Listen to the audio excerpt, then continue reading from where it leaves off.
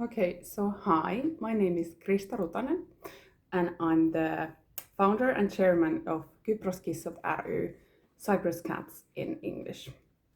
I founded the organization in 2022 after seeing the heart-wrenching state of stray cats in Cyprus firsthand and adopting 3 cats from there myself.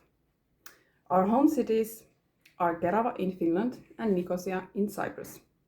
The purpose of the organization is to advance the well-being and proper treatment of these cats and to bring them to be adopted in Finland when needed and possible. In Cyprus, we are partnered with PAWS, Protecting Animals Without Shelter, and together with them, among other things, we feed and care for and populations approximately 150 cats every day. Together, we spay and neuter around 100 cats a year and find homes for slightly over 100 cats, mostly kittens, a year. Since there are millions of stray cats in Cyprus, these numbers are in no way presented as a solution to the problem we face, but rather an illustration of what volunteer-based efforts look like on the ground and how limited they are. So, I'll be talking to you about the stray cats of modern-day Cyprus today, the problem around them, helping them, and how the Cypriots see their relationship with them. For this, I collected data with a questionnaire, and I'll come back to the answers I got later on. Let's start by talking about the cat crisis in a more general sense.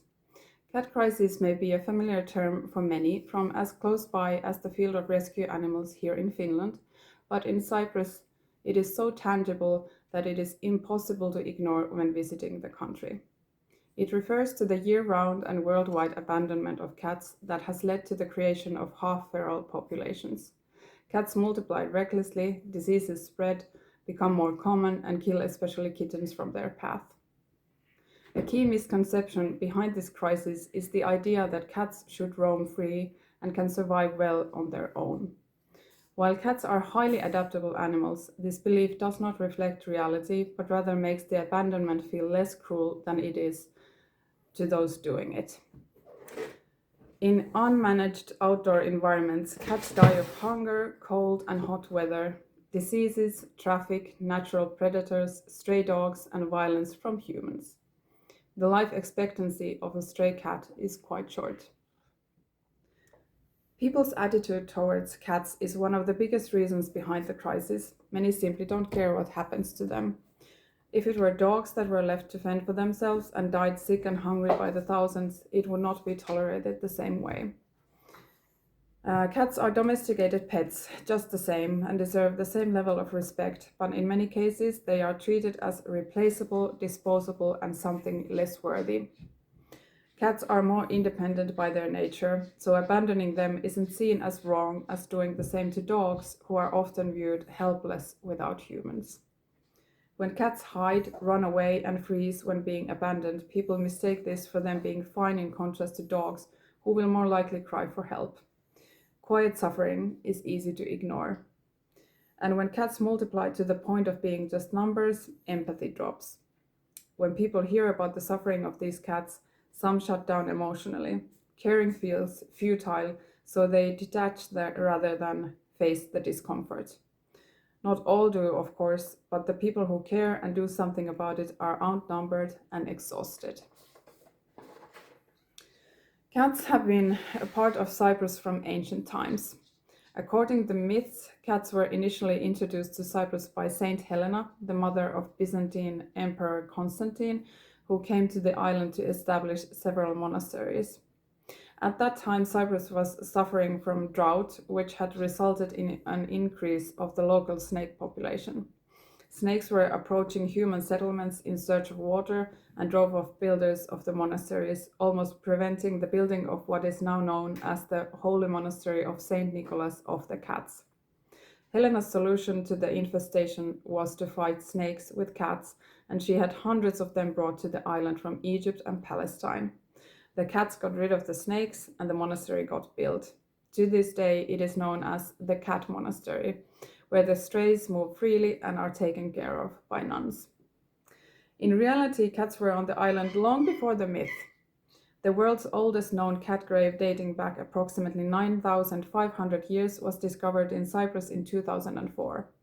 This means that cats are not a recent phenomenon. Cyprus has a strong cultural bond with cats. They're an everyday sight everywhere, a part of the island's life ever since their ancient domestication. The situation with cats in Cyprus at present, however, is extremely difficult. The latest estimates say that this island of 1.3 million people has a population of 1.5 million to 2 million stray cats. It's important to note that these numbers are estimates since accurate counting is inherently difficult. Cats move between colonies, some are semi-owned, kittens are born seasonally, and abandonment happens continuously. Volunteers on the ground dealing with the cats disagree on this number with the government, but no matter the exact number, we all agree there are at least as many cats in Cyprus as there are people on the island. Historically, cats were originally brought to Cyprus to get rid of rodents, but is often seen in modern-day Cyprus as the pest themselves. Cats reproduce on the island uncontrollably, and the concept of restricting their freedom or fully recognizing them as domestic animals requiring human responsibility is still relatively new. The issue overburdens the local volunteers and vets who sacrifice their own time and energy to solving it. The government in Cyprus does very little to help the cats, so they are cared for and spayed and neutered, mainly with private funds.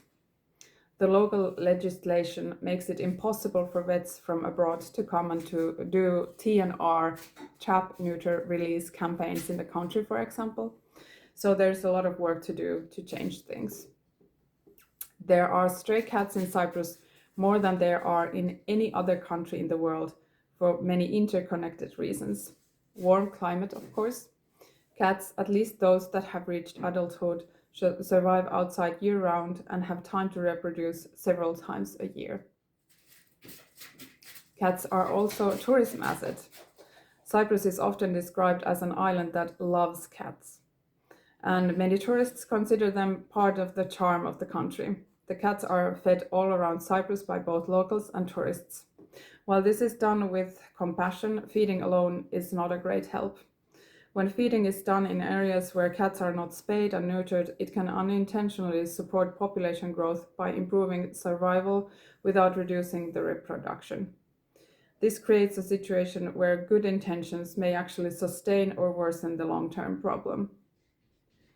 Another crucial driver of the crisis are the owned and semi-owned cats and their guardians. Many cats belonging to local residents are allowed to roam freely and are not spayed or neutered. These cats have litters of kittens, many of which end up on the streets. The majority of the kittens that we save from the streets with Kyproskissat ry come from exactly this situation. They are abandoned at feeding spots where stray cats have already been spayed or neutered. The people abandoning these kittens seem to think that someone will take care of them there because someone is caring for the strays there as well. In reality, we don't always make it to them in time, and even when we do, we can't fit them all in the homes of our volunteers. And spaying and neutering, that really would be needed. Cats give birth to an average of 4 kittens per litter, so theoretically, in the Mediterranean environment, one unfixed pair of cats can produce 54 kittens in 1 year and nearly 500 kittens in 2 years. Under favorable conditions, this number can reach 350,000 kittens in 5 years. In theory, of course, but this should be further from the reality than it is. Since 2019, the Cypriot government, legally responsible for managing the problem, has distributed vouchers to volunteers to spay and neuter cats at reduced cost. The idea itself is not bad and has good intention behind it, but the execution has been deeply insufficient.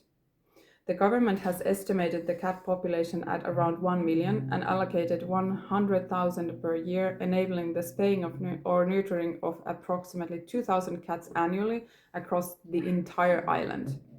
In practice, this means spaying or neutering only a handful of cats in colonies of dozens, which has virtually no long-term impact.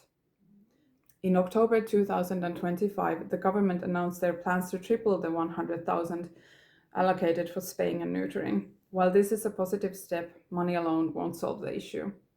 Effective action would require resources for trapping the cats, cooperation between volunteers, municipalities and authorities, veterinary capacity and strategic planning. Stray cats are such an essential part of Cyprus that they are taken into account in the country's animal welfare law as well. Theoretically, it protects cats from abandonment and other mistreatment by threatening with fines and even imprisonment. In practice, however, enforcement is rare. The cases that go as far as being investigated seldom make it into prosecution, let alone actual punishments, and the law doesn't act as a deterrent to those breaking it. A good example of this is our partner organization PAWS filing more than 20 complaints of mistreatment of cats in the last 2 years alone, with only one of these going to court. The cat in question was seen being kicked on the street as a kitten, and the person who did this got a 2,000 fine. The cat is called Sumo and is currently thriving in his home in Finland. Even though he is an exception, the stray cats are mentioned in the law and protected almost to the same degree as pet cats in Cyprus. In principle, the law requires that all animals, including stray cats, be guaranteed treatment that meets their physiological and ethological needs. Intentional abuse, poisoning, and abandonment are considered crimes. The law obliges municipalities and the government officials to ensure the good treatment of stray cats and to promote spaying and neutering campaigns, but in practice, many municipalities do not meet these requirements due to lack of resources. Cyprus is also an EU member, so the stricter EU-wide animal protection legislation that will come into force this year will also apply to Cyprus. Whether this will lead to meaningful change remains to be seen. As I briefly mentioned in the beginning, I also collected answers from Cypriots themselves regarding their relationship with cats. In the end, there were only a little under 100 respondents, so the sample is not very large and is focused on Cypriots who feed cats. The majority of the respondents were women and either grew up with cats and/or currently share their lives with one or more cats. Most also said that they feed or otherwise care for stray cats. One simply said they liked cats. No one directly said they didn't like them at all. Almost everyone described cats as companions.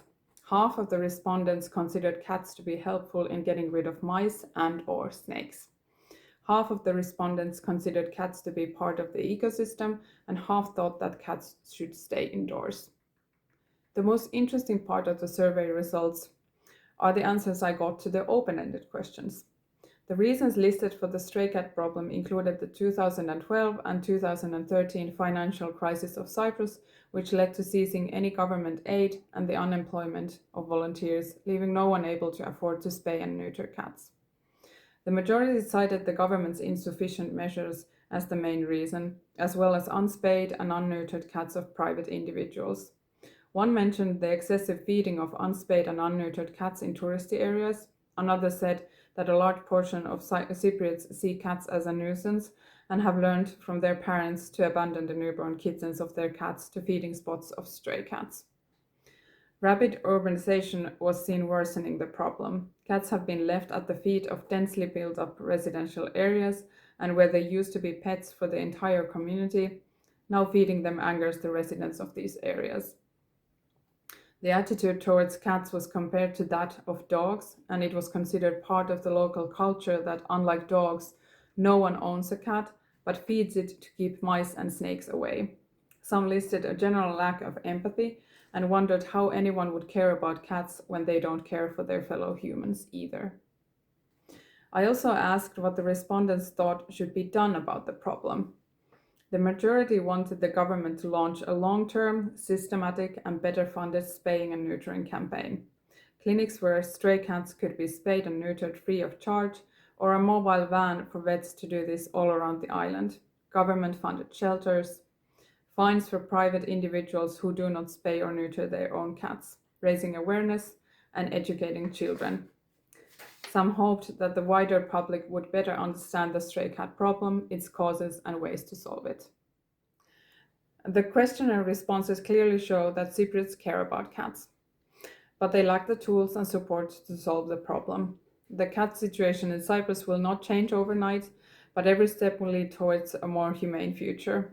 As an organization, Kyproskissat is a relatively small factor in anything really, but I like to think that we're still putting a pressure for change, if even a little. We know that we cannot save everyone, but as they say, you don't change the world by saving one, but for that one, you change the whole world. Thank you for listening. If you want to help us, you can find us at kyproskissat.fi.